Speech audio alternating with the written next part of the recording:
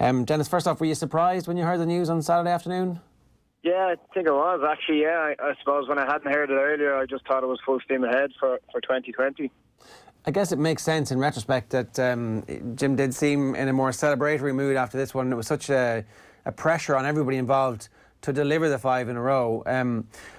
What's your takeaway from working with Jim in terms of how you're going to view his legacy in a couple of years' time when everybody looks back on the Jim Gavin era? What will be the things they take away, do you think? Look, just the records alone, you know, going on that run, unbeaten run for so many games, like things like that. That team was breaking records all the way along in terms of cups and runs, and now with the 5 in a row. So I think just the records piece, that's one side of it, and then just driving things forward for him personally. I don't think that, you know, if there was somebody else in there, that we may have gotten the same results we did. There was a significant change in style when Cian O'Sullivan ends up going into the sweeper role in the aftermath of the Donegal game. When Paul Flynn retired, he came in and he said that, you know, that Dublin team that year really felt like they were going out to try and save football from the negative tactics that we'd seen in the previous years before that. That's obviously a key moment as well, because it's the bit where a good manager goes, oh, look, you know, we just had a bad day. If that goal goes in early on, we're going to win that game. A great manager goes, let's take a step back and change our style. What was it like being part of that whole process in that period? Look, that was really a dark time for us as a team and a group. We had a lot of confidence in ourselves about how we played and how we wanted to play. And, you know, we were basically, on that day, we were torn to shreds. So we realised it was, you know, more about how to win a game, really, than being a nice-looking football team. So I think we kind of went back to basics and about trying to be defensively more structured and try and keep scores down rather than trying to outscore a team toe-to-toe. And how does that conversation happen? Who's instigating those, and what's Jim's role in all that? Oh, he's leading it up, so we're all in there, and there's a lot of home truths about performances and about where we want to go and what we want to do and what's good enough and what's not good enough. So, and on that day it was definitely not good enough. So, you know, we really went back to basics and then tried to come up with a plan. And yeah, Jim spearheaded that, and we got help, and we got you know, different people, different coaches, and different ideas, and we just tried to work with that over a period of time and tried to implement them really early on and tried to develop it through the National League. And luckily enough, then we won it out that year. Was there a single idea or a single coach that was brought in by Jim at the time that had the biggest impact? No, I think Jim has surrounded himself with really, really good guys, and they all bring something different to the table, and there has been a couple of changes over the years, but ultimately Jim has been the number one, and he's driven that forward. So he's the main reason, I suppose, above everything else. And I think what he does do really good is he demands the best out of everyone. So whether you're the kit man, or whether you're the stats man, or whether you're the coach, he's the man, our player. He's the man, and you give 100% to get the best out of yourself. And I think that's what's driven that group forward. Dennis, if you take us back to 2013 when Jim Gavin comes in for the very first time, do you remember the first time he comes in? Was it immediately evident that this guy had an aura about him that could lead his team to all-time greatness? I wouldn't say he had an aura about him at the time, but I definitely recall the first meeting where he said that, you know, he's here to win multiple All-Irelands. It wasn't a case. We'd just been beaten Mayo quite convincingly. We underperformed that day, and we were coming into off the back of a loss, disappointing loss. And Jim arrives in and he says that he's not here to win one, he's here to win multiple. So that kind of gave us an idea of, you know, what this guy was going to expect from us. Was it a big shift from Pat Gilroy? Because obviously it could be the opposite effect now over the next couple of weeks, where it's Gilroy and for Jim Gavin. I think from the outside looking in, it seems that the foundations were certainly solidly laid by Pat Gilroy, and Gavin tapped into that quite well at the start. Yeah, I think both are quite similar in terms of the shock. I don't think we were expecting Pat Gilroy to go at the time, and maybe likewise the players now weren't expecting Jim to go, given the announcements only coming through now. So from that perspective, I think it will be quite similar. But yeah, it's quite difficult for a new man coming in. I think maybe more difficult coming in now at this stage than it would have been for Jim. So just given the way the team has been and has performed, and obviously a new guy has to try and do their own thing and put their own stamp. But, you know, for me, I think one of the standouts was the you know, the military position, how everything would just run to a T over the last number of years. And what does a new guy do now? Does he come in, does he change things around, or does he try and keep things the way they are, which is, you know, it's going to be very, very interesting to see. Yeah, I think a lot of people are talking and focusing rightly on whether or not Stephen Cluxton will stay. If he stays, you can see things being very similar next season, but if he goes, it'll largely be a different management structure and a different management or a different leadership group within the team as well. Yeah, new captain and new manager, new captain, but I would say Stephen's his own man, so whatever Stephen's decision is based on himself. I don't think Jim staying or going would actually impact Stephen's decision to stay or go. That will be my thoughts anyway on that. Yeah, fair enough. Anthony Moyes was with us earlier on, and he said that from the outside it always looked like Jim Gavin was a CEO type manager, where there was a lot of delegation, that, you know, he would only kind of intervene if he felt that he needed to. That would suggest that maybe he didn't have a particularly close individual one-on-one relationship with the players, but it sounds like from what you were talking about, he did also have that as well.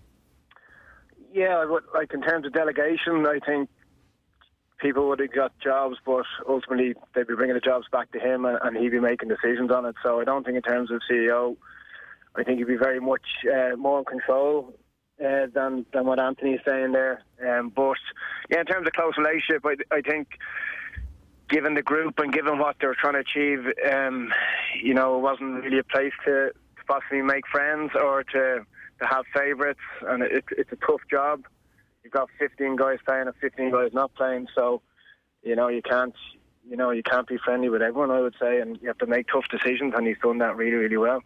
At the same time, then, the likes of your Kieran Kilkennys and your Jack McCaffreys and your Brian Fenton's, players of that age profile, they're obviously made by this generation. That they are currently amazing players, but they're also kind of lucky in a way that Jim Gavin has been their manager. How do you think they will be feeling this week, knowing that their time with Jim is over? Yeah, like those guys obviously have played all the football under Jim, so I just know from going through a couple of managers myself, it's an interesting time. You don't really know what to feel, who the new man is, first of all, and then what he's going to be like and how you're going to get on. And each manager is very, very different that I had. And, you know, some of those guys are only used to Jim, so it will be a big change to them. But at the end of the day, I think the manager is kind of steering the ship there, and that group is just so driven, and so much comes from the drive within those players themselves rather than the guy at the top, and even how influential Jim was. But I still think that, say for instance, if there was no manager appointment for the first couple of months of the year, that team could go out and perform well in the National League themselves. Yeah, that would be a really interesting thought experiment to see that happen. It's unlikely at this stage. It does look like there's going to be a manager by next weekend. It's a big decision, because we were talking about this earlier on, like, in some ways it's a brand new challenge and it hits the reset button, but also they're going to be the team, if they win next year, who did 6 in a row. For the team, it's not a new thing. And that's a difficult balancing act for anybody to get right. It's really difficult because, you know, in terms of what's worked well is just everybody knowing the role, knowing the job, knowing what to do, and knowing the times of the matches, knowing the buses, knowing every last detail to a fine-tuning of what was going on previously. So it's really an interesting one to see, you know, the new guy come in. What would Pat Gilroy bring? Because there's been I think a lot of people was kind of speculation this morning that he's back in the running for it now, and I'm just looking that there's no prices available on Pat Gilroy on bookies at the moment. So that would suggest that something has happened in the last 12 or 24 hours on that one. What would he bring if he was to come back? Look, I suppose he's a proven track record in management, and you know, he's been there before. He knows what it takes to win, and he doesn't shy away from responsibility. He's took on some tougher challenges than maybe what this one would bring, you know, in the past, in terms of going to the hurling setup and trying to perform well there and being successful there. So he's you know, he would know some of that team as well, but a lot of guys would never have played on him, so it would be a fresh enough start for him too. Right. Well, like that is the interesting kind of decision then, Dennis, because you touched on it yourself. The million-dollar question is, for any manager coming in, do you just continue what Jim Gavin has done and try to squeeze a few more All-Irelands out of this, or come in with a big personality and try and put your own stamp on it. Like from everything you said there, it seems that Pat Gilroy would be the happy medium between those two, that his own stamp is relatively similar to Jim Gavin, so those two things could coexist. Well, you know, are we counting out Desi then in the conversations? I suppose I think it would be, he would probably be a front runner given the natural progressions being over the last few years. Yeah, I thought Desi was the favourite, to be honest. Sorry, and he is the favourite with the bookies. Malachy Clerkin has just tweeted out that Pat Gilroy is going to be given first refusal, but the bookies still have Desi Farrell as the favourite. So I'd say, there's no chance of a dream team, is there? I think the two guys would be capable on their own without having to join up together. But if you looked what Pat did when he went in with the hurlers in terms of getting Anthony Cunningham in, you know, there's no one too big for the job in terms of Dublin and Dublin GAA. So whatever's best for the team and the group, people are open to doing that. And yeah, if Pat goes back in, you know, it'd be interesting to see whose backroom team. Do we know? We don't know anything about the backroom team set up for Jim's previous management team. What's their take on it currently? So. Yeah, that's true. One last thing, I mean, Desi obviously has unbelievable experience. I didn't realise the full depth of the panel that he worked with all the way back from when they were in development squads as under-14s and under-16s. So he basically knows everybody in the squad really well. And as you say, it's the natural succession. So that would make a lot of sense too. Yeah, like he's worked on him. It's kind of like a carbon copy of how Jim came through. So, and you looked how successful that was. Jim came through, and in the first year we had a couple of those young guys starting on that team in 2013, and Desi could do something similar there and keeping it fresh. But look, I think the good thing about a new manager in terms of what they're going to try and do is it's actually a clean slate for the players again. It doesn't really matter what's gone on in the past.